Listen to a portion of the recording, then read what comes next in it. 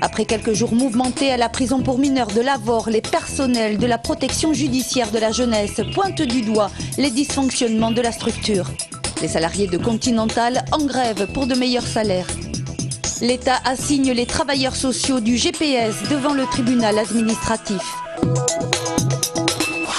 Le climat est tendu à l'EPM de Lavore, l'établissement pénitentiaire pour mineurs. Depuis samedi, les personnels ont assisté à une montée en puissance de la violence. Aujourd'hui, le calme semble revenu. Ça a commencé d'abord par une agression envers la cuisinière lors de son ramassage des chariots, qui s'est fait arroser de seaux d'eau, insulté et menacé de mort. Vers 13 h, un premier détenu qui a cassé l'intégralité de sa cellule, détruit l'intégralité de sa cellule, puis qui a fait un appel effectivement au mouvement collectif.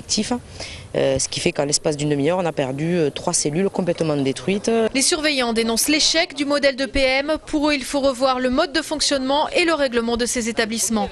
Nous demandons à avoir affaire à des mineurs adaptés à ce type de projet et surtout volontaires pour le mener à bien avec les partenaires de l'éducation nationale, de la PJJ et donc de l'administration pénitentiaire. À Lavore, les personnels de la PJJ ont exercé aujourd'hui leur droit de retrait et seront en grève demain. Pas question pour le corps enseignant de se joindre à eux. La direction n'a quant à elle pas voulu s'exprimer. Les EPM sont au nombre de 6 en France, alors que celui de Mézieux, près de Lyon, vient d'être le théâtre d'une prise d'otage. Le personnel de celui de Marseille était en grève aujourd'hui suite à une violente tentative d'évasion.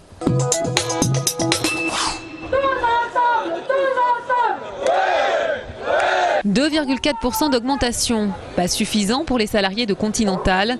Foix, Boussins et ici Toulouse se sont mis en grève pour obtenir 5% d'augmentation. Un nouveau conflit dans le conflit qui dure depuis 1 an autour d'un plan d'économie toujours en discussion. On en a assez de ce plan qui revient à répétition. Il y a une forme de recherche d'épuisement de passage en force qui commence à être vraiment irritante.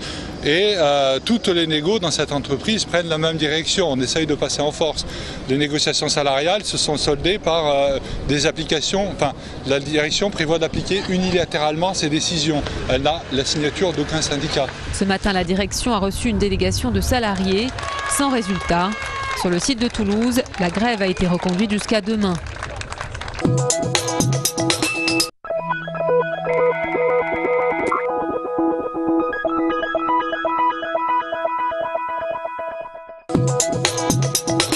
Cinq travailleurs sociaux et militants associatifs devant le tribunal administratif ce matin. La préfecture de la Haute-Garonne demande l'expulsion de 109 SDF, dont une dizaine de grands précaires des locaux de l'AFPA où ils ont élu domicile depuis le 26 avril.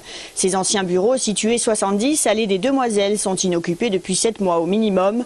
Le groupement pour la défense du travail social et ses avocats estiment que rien ne justifie l'urgence d'une procédure en référé, car en cas d'expulsion pour les SDF, c'est un retour à la rue. Le préfet nous dit qu'il y a un danger pour la situation des personnes ou la sécurité du bien, il n'apporte la preuve de rien. Il nous dit qu'il y a des travaux qui doivent être mis en place pour permettre une réhabilitation et une éventuelle création d'une structure, il n'apporte la preuve de rien, donc tout ceci n'est pas sérieux. En l'absence de preuves, on doit simplement constater qu'il doit être débouté. À la base, l'État ne respecte pas la loi puisque toute personne demandant un hébergement doit être hébergée. Et c'est pour ça d'ailleurs que nous en sommes arrivés, nous, travailleurs sociaux, à un moment à passer dans l'illégalité pour protéger ces gens. Une représentante de la préfecture a réaffirmé le caractère illégal de cette occupation et l'inadéquation de locaux de bureaux avec l'usage qui en est fait. De même, un projet mené par l'AFPA doit être réalisé. La décision du juge a été mise en délibéré à jeudi. Cérémonie d'hommage aux victimes de l'esclavage à Campan-Scafarelli à l'occasion de la 6e journée nationale des mémoires de la traite, de l'esclavage et de leur abolition. La FCPE met la pression. L'association de parents d'élèves a appelé aujourd'hui à plusieurs mobilisations en Haute-Garonne contre les fermetures de classes et les suppressions de postes dans l'enseignement. 2 nuits des écoles en perspective, l'une le 20 mai, l'autre programmée le 24 mai. La FCPE rappelle qu'à la rentrée, il y aura 1200 élèves en plus dans le département, sans ouverture de nouvelles classes.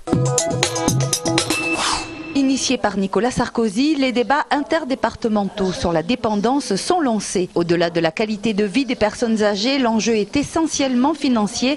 Les pouvoirs publics dépensent 25 milliards d'euros par an pour la dépendance. La prise en charge de la dépendance coûte cher et on souhaite limiter cette progression de la dépendance et travailler plus en amont sur la prévention. Parmi les initiatives de prévention retenues par la région, celle du Gérontopole, pôle de recherche et d'excellence, permettent de dégager certaines pistes pour limiter la progression de la dépendance. Ça peut être des actions sur la nutrition par exemple, parce que beaucoup de personnes âgées sont dénutries et ça participe à leur dépendance. On sait que beaucoup de personnes âgées sont sédentaires et l'activité physique est un moyen permettant de prévenir la dépendance. Et puis il y a un certain nombre d'événements au cours de la vie qui également peuvent précipiter la dépendance, peut-être la dépression. Et ce qu'il faut maintenant, c'est essayer de mieux dépister les personnes qui sont à risque d'entrer dans la dépendance.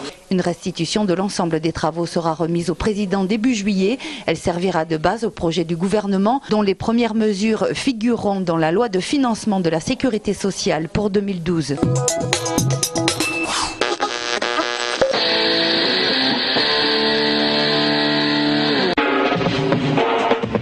Mai 1981, ça y est, les premières radios libres émettent légalement. Passé les premiers moments d'euphorie, on se rend compte rapidement que la radio est un métier et qu'un métier, ça s'apprend. C'était assez artisanal comme méthode de radio. C'était l'ébullition, c'est-à-dire que rien n'était préparé. Et puis ce n'est pas tout. Pour fidéliser l'auditeur, il faut aussi et avant tout rester fidèle au type de contenu choisi. Si on voulait être crédible quelque part, il fallait que l'on fasse quelque chose que les autres ne faisaient pas. Par exemple, on faisait de l'accordéon, personne n'en faisait. Nous essayons de promouvoir essentiellement la culture et surtout la langue occitane.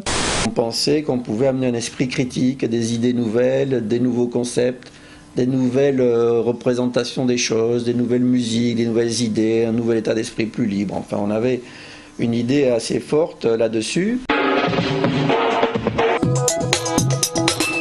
Alors aujourd'hui, ça fait 30 ans que François Mitterrand a été élu président de la République. Est-ce que vous vous souvenez de ce que vous faisiez le 10 mai 81 ? Bonne question. Honnêtement, non. C'est tombé quel jour, ça ? J'étais à la maison, tout simplement, regardant. Et ensuite, comme on fait, on a arrosé ça. Voilà. Comme beaucoup de Français. Je regardais la télévision et je me suis posé beaucoup de questions. Parce que je ne savais pas où ça allait nous mener, cette nouvelle présidence d'un président de gauche que je n'avais jamais connu, moi. Quand j'étais jeune, il me semblait que la France, elle devait être toujours dirigée par un général. Si je me souviens d'une dame dans le bus qui